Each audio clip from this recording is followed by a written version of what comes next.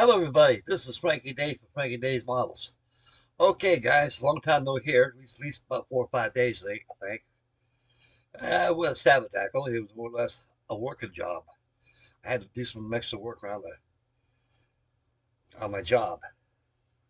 I've got a couple guys that show up for work. I had to work extra a little bit, and so hell, need the money. I could use the money, and it took me away from the bench.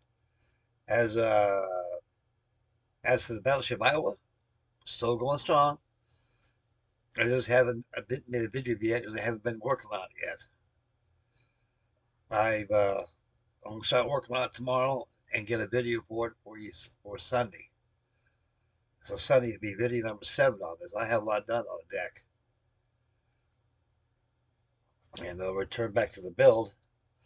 Sir Ron Calvary, his build, he's progressing quite nicely. I think he made the last video on his. I think he was on the fantail assembling the boat crane. I guess he's gonna light his ship up. He's gonna put the LEDs in there. That's cool. I'm also gonna build mine and pop it in the case. And I might have a buyer of this thing. And that's another subject going down the line. Anyway, I got the Iowa going strong. I should have a video on this by the Sunday, kids. Okay, you're all asking, what are you doing now? Glad you asked. I finished up my Dumas. Laird Super Solution, Doolittles' famous racing plane that he raced back at Granville Races in 1931. And I took it out for a test glide out in behind the school over here across from my house. And they got a gym in there. They got an auditorium that's open, and a lot of guys are playing around there. Like I said, I take it for a test glide. So, and went out there. I tested the gym. It flew pretty good, and so I'm gonna go ahead and add the rubber to it. Probably have to add more adjustment to it. I thought I was gonna wreck it, and that really polished wood floor they got in there. But actually, they don't break that bad on the floor. And one would think if they hit the concrete car, it'll break hard. Sometimes they do. Sometimes, most of the time, they don't. But I took a chance and didn't hurt it at all. Thing's strong and it does fly. And I'm going to fly it this year. I got me a box of tan sport rubber, and I'm going to go ahead and put I'm going to put about 6 loops of rubber in this thing. That'll be about 12 strands. Okay, I'll show you guys what I got done on this thing. A complete deal. Less rigging.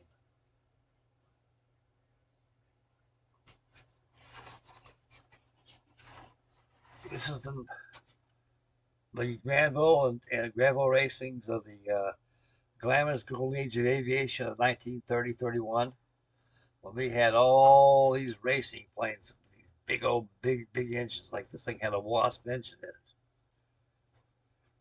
it, and all the militarists back in the late 1930s, even during the 1930s, weren't interested in the airplanes. They're interested in the power plant, the motors. They say, what kind of motors in that thing? Oh, we got a Devil Pratt. We got a Pratt Whitney Wasp motor. Wow, that's a lot of horsepower. Monocoop flying around. Say, hey, what kind of power plant you got in that monocoop? We got a Warner 7-cylinder engine. And it just goes on and on. So all the militarists more or less interested in the engines of these things because they had designs out there that call for those engines, and they more or less were, uh, how would you put that in words? Inspired by the engines, and all these military companies asking, "Will a Wasp engine get that?" Oh yeah, we'll put that in. So that's how it all gets started, guys. Anyway, these things were all the people that were born back in the very early early 20th century, back in the 20s, and after World War One, when aviation was getting good and everything. I mean, people really enjoy these things, and a lot of these, believe it or not, Sir James Stewart, the actor, he built all these Cleveland built models back in the day when he was young, and it inspired him to join the Army Air Corps. See, Edward T. Pashasa, which was Edward T. Packard, he was the founder of Cleveland Models out of Toledo, Ohio, and all we just think about fellas, even Jamie Doolittle, all the famous pilots, Jamie Doolittle, Craig Boynton, uh, uh, uh, Hans Rudels, all these famous Jimmy Doolittle. I already mentioned him already. All these famous aviators, Clark Gable, all these people have built these models that have inspired them to join the Army Air Corps. Nowadays, the way I look at it is back then, it was the right place at the right time at the right place, and how the development of our nation was more or less more on aviation. And these things here were very, people were actually were very, very delighted to watch these things actually fly in races. And there's a lot of crashes that kill a lot of these people. And but that was how it was back then. It's like going to races nowadays. The car runs out of control, slams in, wipes out about 400 or 500 people. You know, it's just you put yourself in harm's way in events like that. But back in the 1930s, a lot of people were very intrigued and enthused with aviation. Even a lot of kids built these, but even myself got started on building all these models. So this is the Dumas kit, and it's not too expensive. It runs about 50, $60. I want to tell you something. Pat Treadle is the designer for these, and I mean, we got good wood. These things are not heavy at all. They're very light. They're very light. These things are very light. And the way the design of the wood, design of the tissue, everything looks fine. You want to put electric stuff in this thing. This thing here is very fragile. It wouldn't take much to destroy this whole structure because it's very soft and a contest quality balsa wood.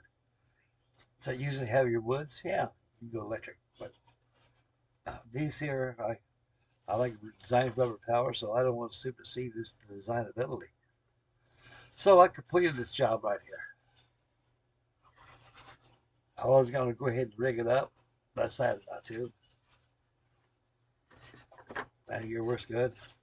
Best thing to hold these things is always carry them by the wheels like that. And you got to be very careful when you launch these things because you grab too hard, your fingers go right through the goddamn tissue, and all that work. But you know, they gave me enough tissues to get for repair jobs, so don't throw the extra tissue away. And you get a hole in your tissue like that, don't cut out a patch. You tear it, make sure it's all torn, and you apply your dope or glue on there, and lay that patch on there and wet it. All those fibers will automatically blend in with the tissue. Where's the hole? I could have sworn there was a hole there. Not anymore. You don't even know where it's at. Just a tip. So this mighty Laird solution is completed. I showed you guys a couple times during the Iowa builds. And so I completed that, got that out of the way. Ain't gonna be too long to get this one here done too. This is a 1972 Sterling SR7 Stinson Reliant. Gull wing and everything.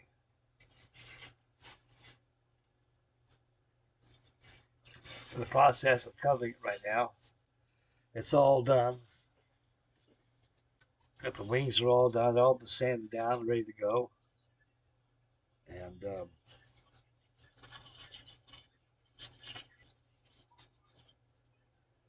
all those holes there, I'm going to ream them out with my Dremel tool over here. Lightning holes. This is a heavy airplane. I mean, back in the 70s, 60s, and 50s, they used heavy balsa wood back in those days. And you really got to sand the hell of that stuff down and take the weight off that thing. This is very strong construction. So what you got to do is put lightning holes there, which I already got marked. Then I'll go ahead and put tubing in there inside and have a hook and rubber band I can put my wings in. I'm going to have knockoff wings on this thing. It's about like that.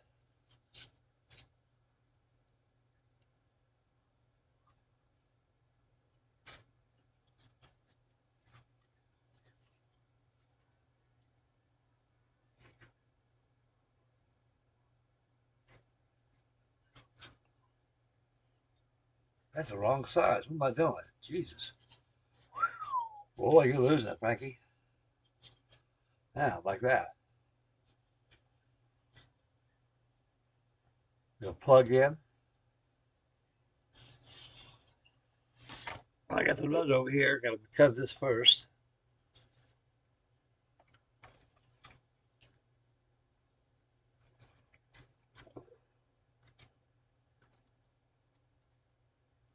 Put it about like this.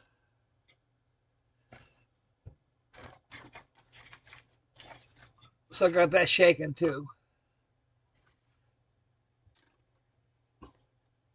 Tomorrow I'm gonna get back on the on the Iowa, so I finish up that deck. I want to get this whole deck completely finished before I get onto the superstructure. That way, it'll be a whole different deal. I think there's gonna be painting involved, and a lot of sub-assembly parts gonna be made before it gets on there. Before you assemble it, a lot of stuff going on. So stay focused. Then I have you this Sunday. I'll have video number 7 for you on the beautiful Iowa.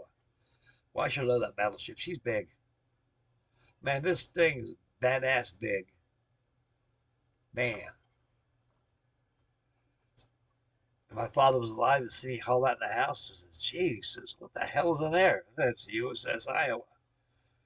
He said, "They make models that big nowadays?" Yep, damn, they sure do. Then my father always come up to me and said, "How much you pay for that thing?" I paid $400. He says, "Jesus." So why don't you let me some goddamn money? I know, Pop. Remember? You put food in my. Oh, remember you told me I was a little boy? As long as you live in my house, I'll put food in your stomach, roof over your head, and clothes on your back. Anything else, get it yourself. Because you'll learn how to appreciate it better that way. That's called self-reliance. As long as you got a job, you live. Because your mother and I ain't gonna be here the rest of your life to take care of you. I'll tell you that right now. So that's got a shot. That's the beginning of life. And pretty soon you can talk to your kids the way I'm talking to you. And I did. My father was a wise old fellow. He really was. He grew me up too fast. He taught me a lot of things, and because he wanted to make life easy, because he based a lot of his mistakes that he made sure I didn't make a mistake twice. That's a good daddy right there. Okay, guys, I've already hit the parts accidentally. I have a big day tomorrow. Tomorrow's Friday. I can't think of anything else going on here before I end the video. Oh, oh yeah, I knew there's something back here I kept plugging. I went down there and got me some model supplies. And I picked this up. This is another flying model. I'm getting a balsa bugging me again. I can't help it. It's just like enough of this. A little bit over here. You gotta be personal. And so I went and bought this. This is the Tiger Moth by Dumas. This is walnut scale. We stand at 17 and a fourth inches long. And like I say, these Dumas kits, they're the comic kits of the millennial. And they fly very, very well. I mean, they really do. I mean, they're very light. They fly well. And some need balancing and some don't. I mean, they fly quite well. Just got to make sure that your wings don't look like a propeller, and your rudder don't look like a banana, and make sure that everything is straight. Like you did the wings right there, I put a level on it. Make sure it's level. There's a little bow into it. I sprayed it with some denatured alcohol. Twist it. Add a little heat to a heat gun. It took those ripples. Took brought the wing back out. Got rid of the wrinkles on the wings. So like I say, the tissue will keep on shrinking. Every time you water it down, it will keep shrinking. A lot of people don't know that. Because once they think it only shrinks once when it's on the model. That's because pretty soon you start putting the best way to put tissue on a wing of an airplane is to pin that wing down on a flat surface, lay tissue over it, then work over that dry. And then if you got a warp in it, like I said, all I gotta do is take the warp out, let it down, take a hair dryer, don't get too close, and just like you do an airbrush. Pretty soon it'll dry up, the wrinkles are gone, and the wings go straight. And I'll watch a lot of these guys in free flights when the airplanes take off, they go like this, and they wing over the wingtip because the wing is warped. It works like an aileron, especially rise off ground takeoff. I had a buddy of mine that had a Satabra. It was a free flight 049 engine. Yeah, yeah, I remember that quite well. And I kept looking at that wing. The wing was warped. He says, "So I hope this thing flies good, Frank. Because it should fly pretty well." So I put a little washout in that wing. I said, "You didn't want a washout. You put a warp to that thing." I said, "You let that thing go. You know what's going to happen. It's going to shoo." And sure enough, that's what it did. And it was tissue covered. It didn't hurt the airplane though. But there's just a couple of times when it took off, it just flipped over. So that's what it is. You got to have enough down thrust, and plus you got to have take a wing out. So I took it to my house, took a hair dryer, my wife's hair dryer. I squirt down some nature alcohol on it, twist that wing out, nice and straight. So there you go. Ain't do it no more. You took it down there to the flying field, so you're right, man. I should check stuff like that. You got to. If you see the difference between radio control or a real airplane, you got control. These things aren't. You got to trim them yourself because they got no control.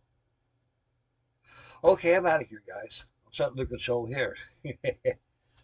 Okay, got the dog out here ready to scratch. You know what that means. She wants to go outside and do some tomcatting around. Okay, make mama happy. Take care of the little ones. Spend wisely when you drive and beware of your surroundings. God bless you guys. So thank you very much for all you wonderful subscribers out there and all my new subscribers. I'm very honored each one of you guys. So stay posted Sunday for video 7 on Iowa. And I got stuff coming at you guys. A lot of stuff coming. Okay, this is Frankie Day Models signing off. God bless you guys. We'll catch you Sunday on video 7 for the USS Iowa by Trumper, scale 1 to 100. See you guys. Take care, boys. God bless you. I love you, fellas.